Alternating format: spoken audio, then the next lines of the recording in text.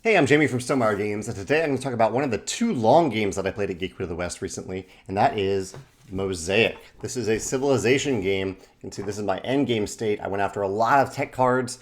The game does a few things that I think are really, really clever.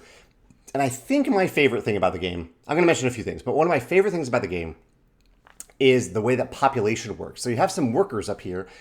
I have a big one here that represents, I think, 5 workers. Then I have 3 down here, so a total of 8. Whenever you produce in the game, you're going to choose one type of production. You'll choose stone, ideas, and I'm going to blank on the last one, but there's one other one that you're producing. Stone, ideas, maybe it was food for the last one. And whenever you do that, you look at your status on the track right here to determine how many you're going to make, but you get to add to it your population. So your population serves as a wild income boost, basically. So for all 3 of these categories, whenever I produce them, I'm going to add 8 to it because I have 8 population. Nice, clever little twist there. I really, really like that. A lot of things like this in this game. A nice, tiny little twist that feels really good. One other thing that feels really good is that at the beginning of the game, you get an asymmetric leader, but you also get to start with 5 technology cards. So right from the beginning of the game, you start with 5 technology cards. You can't necessarily play them, but you start with them in hand, and some of them don't have prerequisites, so you could play them right away if you wanted to. That feels really good, really generous at the beginning of the game to start with that many technology cards, and just to have them also be random, so every game feels a little bit different when you're starting out. I love the way the tech cards work. This is a good reminder to me that I love tech cards that say you can play this card once you've also played these other 2 cards. I went heavy tech. That was very satisfying. And they're tied to one of the core goals in the game. There are all these goals out on the table. You can see some of them up here. Many of the goals say have 6 of this tech card icon. So there are a bunch of different tech icons that you can go after.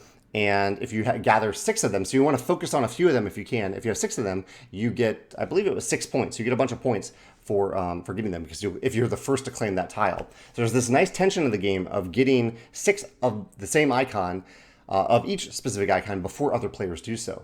There's also nice tension for some other goals in the game that are more random. Each game, you might have one. We had one in our game that said the first player to get to have $60. You get to claim that end game goal. So it's tension to get to that. First player to have like 12 population, you get that tile and so on. So I really like the goals in this game. Very clear goals as to what you're going after, what your puzzle is that game, and nice tension as to whether or not you can get to that goal before other players. Now, I don't think any of this would have worked as well were it not for the quick, simple turns in this game. Mosaic, for all its complexity, all its grand civ building, the turns are super simple. You're just choosing an action. They're all shown on the board somewhere on the board. You take that action and you're done. That's your entire turn.